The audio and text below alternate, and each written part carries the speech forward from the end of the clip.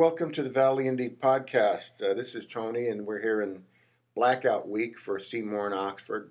It's been really rough going for a lot of people, and we know what it's about. I live in Seymour myself. We have the blackout going on too, and we're here to give you some updates, hopefully, and provide you with some information you need.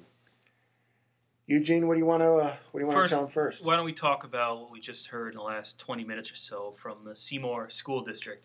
And before we say that, we've been trying to contact the Seymour Schools. We haven't been successful getting them through phone or email, probably because of this blackout. Mm-hmm. So we've been relying on other ways to get the info. Most specifically through readers who are getting the phone calls that they're sending out through ConnectEd. And about 12 o'clock or quarter of 12, some of the readers were calling us. We had asked, if you get this message, call us. Schools in Seymour are closed on Wednesday and Thursday, according to the message sent out today.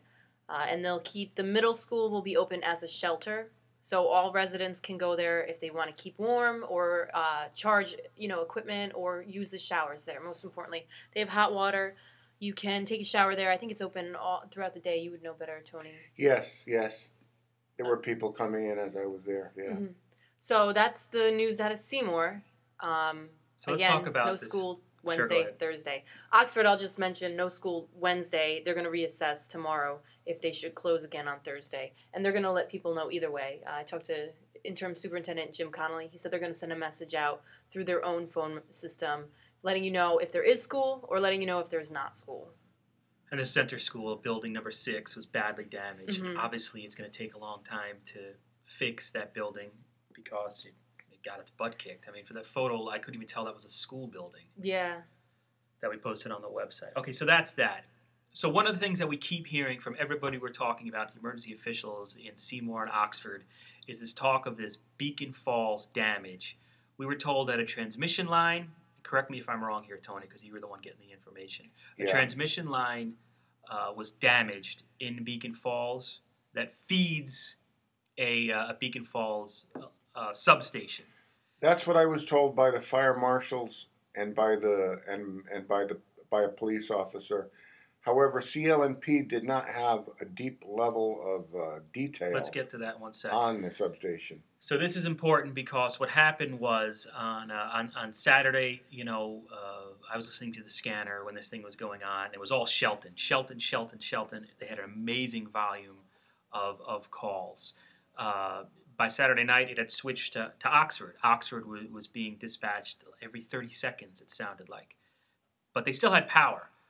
Sunday morning rolls around, 7 o'clock. I checked all the stats. Seymour and Oxford were like, I want to say 60%, and that's a rough estimate each, 60% of town out of power. 10 a.m., 100% for everybody in Oxford and Seymour. And that being said, we keep getting reminded, there are parts of Oxford that never lost power, but 100% was what CLNP has been going with. So what happened at 10 a.m., that's what brings us to this substation in Beacon Falls. If they get that fixed, supposedly big chunks of Seymour and Oxford will come back online. So the big question is, when are they going to get the damn thing fixed? And that information has been hard for us to come by. Mm-hmm. So what happened? Yeah, no doubt about it. I asked CLNP about that yesterday. I said, well, what about the substation in Beacon Falls? When do you think you can fix that? And her answer, they didn't know what you were talking about, and we didn't ask follow-up questions. Her answer to me was they had like 44 of these transmission lines down statewide, and they were trying to fix all of them. And not to badmouth CLNP, but what they do is when you call a general press spokesman, they don't have the specifics. They don't have neighborhood specifics, and a transmission line in Beacon Falls is sort of like asking, where's that needle in the haystack? But today, Jody, you called them to ask specifically about this, mm-hmm. so we can try to get answers to people, and we're trying. It's not that easy to get answers. Yeah, I mean, I gave them my list of questions. She said she's going to look and see if she can get answers to them. Where is this thing exactly? Right, where is it located? Is it a transmission line? Is it the substation itself?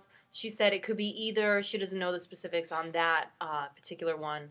But she said that CLNP in general, she gave a lot of generalities. They had fixed a couple transmission lines already.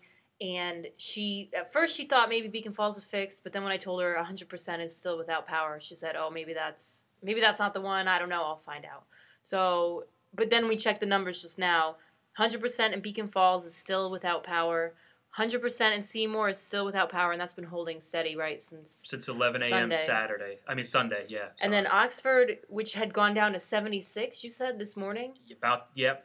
It's now at 99 when we looked at 12:15. 99% without power. Now, I don't know if that's a weird typo. Could be a screw-up, who knows? Yeah, I'm not sure how they're putting that info in, but that was the number they had. They had so listed. that would be a huge increase. Everybody who had their power back on for 6 hours is now off in Oxford, according to that. True. Yeah, and there's no way to really, that's the data we're seeing on the website. Right. And the thing about these transmission lines, what CLMP was saying the other day, those are the high voltage, big time, heavy duty transmission lines. And apparently just to fix one of those, you have to have a specialized crew of five people. Yeah. It's not as simple as those distribution lines, which we see outside our homes. So we'll see what's going on there. And the other thing that just happened is Malloy held a press conference with an official from the Department of Energy. And it was strange because, there's Malloy was suddenly saying that we're not getting the help from the crews outside Connecticut as promised. Apparently, CLMP has been giving out numbers saying we expect to have this many crews on the ground and this many people are coming from the outside. But nobody, they're not. I mean, I don't want to say nobody's coming from the outside, but apparently it's not like they're not getting the help they needed. Did he say why? Was it because they're not available, or did they just? They didn't really have a direct answer, and it was interesting because Mark Davis from WTNH was sort of grilling, what's going on, and the Department of Energy person stepped in. Malloy said, look, we're trying to find out what's going on. That's why we have the Federal Department of Energy here to come and put pressure on whoever whoever the pressure needs to be applied to bring these guys into the state. And then the Department of Energy person said, well, before the hurricane, we knew we had huge notice. This was going to be a massive, unprecedented thing. And we mobilized the crews. Mm-hmm. And it still took them a long time to get here. To get into Shelton took them like 2 days. Yeah. Now they're saying these crews were not mobilized in the way they were with Irene. So apparently it's just we're waiting. So that's hugely frustrating. So I guess that's, we're at the 7-minute mark here. We just wanted to really stress that we're trying to find out about that Beacon Falls transmission line or substation, and we're going to make calls as soon as we end this thing to try to get more information.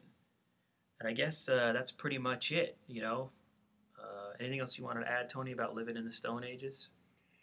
Well, I got to say, fortunately, it's not so bad because we do have a small generator, a small $600 Home Depot generator, and, it's doing us pretty good. And we have hot water, we have some heat. We don't have lights, we don't have a lot of things, but, we've got heat, so it's not so bad. And a lot of our neighbors do as well. You hear the generators running at night, You take a drive at night through Seymour and all you hear is the hum of generators. Speaking of which, we should remind from what the fire department's saying is they're getting a lot of calls with carbon monoxide alarms going off.